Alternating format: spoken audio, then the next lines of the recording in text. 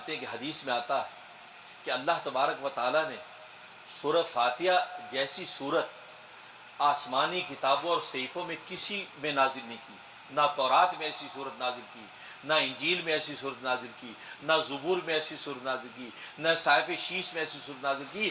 کسی نبی کی کتاب میں ایسی فاتحہ جیسی صورت نازل نہیں کی، بلکہ فرمایا خود قرآن کریم میں بھی اس کی مثل کوئی صورت نہیں.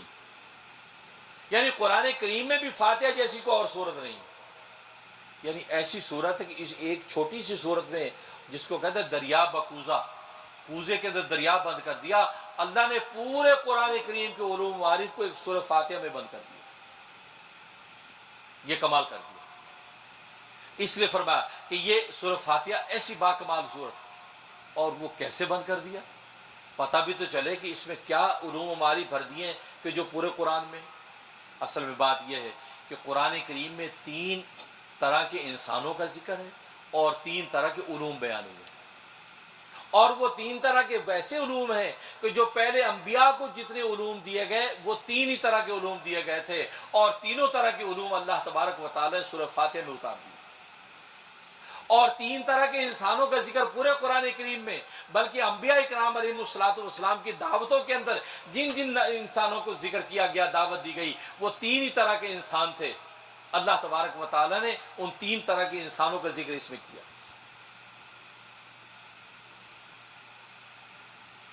پہلی طرح کے انسان کون؟ وہ کہ جو اللہ تبارک و تعالیٰ کے ظاہراً بھی فرما بردار اور باطناً بھی فرما بردار ہیں، جن کو مومنین کہتے ہیں. یہ مومنین، تو اللہ تبارک و تعالیٰ نے اس صورت میں مومنین کا ذکر کیا اور ان مومنین کی تفصیلات کو پورے قرآن پر پھیلا دیا. اور دوسرا وہ انسان ہیں کہ جو ظاہراً تو اللہ تبارک و تعالیٰ کے تابع دار ہیں، لیکن باطناً اللہ تبارک و تعالیٰ کے نافرمان ہیں. ظاہر میں ایمان، اندر کفر ہے. یہ منافقین. تو اللہ تبارک و تعالی نے منافقین کا ذکر پورے قرآن میں پھیلا دیا، خود فاتحہ میں بھی ذکر کیا. اور تیسرے طرح کے انسان وہ ہیں کہ جو ظاہراً بھی اللہ تبارک و تعالیٰ کے نافرمان ہیں اور باطناً بھی اللہ تبارک و تعالیٰ کے نافرمان ہیں، جن کو کافرین کہتے ہیں. کافرین. تو اللہ نے قرآن کریم کی صورت میں بھی ذکر کیا اور پورے قرآن میں بھی ان کا تذکرہ. یہ تو 3 طرح کے لوگ. چنانچہ یہ جو فرمایا صراط الذین انعمت علیہم، اس میں مومنین کا ذکر. فرمایا غیر مغضوب علیہم، اس میں منافقین کا ذکر.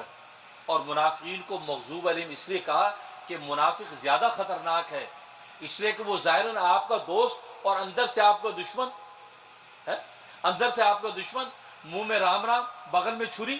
یہ خطرناک ہے کیونکہ پتہ نہیں چلے گا کب وار کر دے. اس لیے ان منافقین کی سزا بھی قرآن نے کہا ان المنافقین فی الدرک الاسفل من النار، یہ جہنم کے سب سے نیچے درجے کے اندر ڈالے جائیں گے.